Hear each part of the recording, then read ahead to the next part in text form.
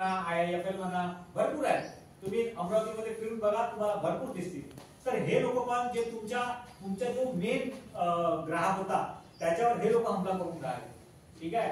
आणि आता तुमचं कॉम्पिटिशन याच्यामुळे असल्यामुळे तुम्हाला आणखी स्मार्ट होणं गरजेचं आहे.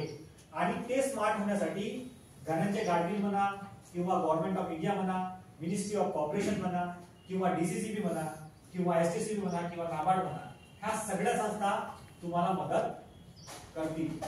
ओके. फक्त हे आहे की तुम्हाला जेन्युइनली, त्याला म्हणतात इमानदारीने काम करून त्या पॅक्सला मध्ये तुम्हाला बरं करावं लागेल. ठीक आहे. एकदा तिला बरं करून तुम्ही एका लेवलला आणला तर या वस्तूमुळे तुमचा भरपूर फायदा होऊ शकतो. कारण की मी एक पाहिलं, म्हणजे जे आम्ही कॉपरेटिव्ह मध्ये फिरतो किंवा पॅक्सला व्हिजिट करतो, तर सर्वात मोठा प्रॉब्लेम पॅक्सचा आहे तिथं काम करणारे लोक.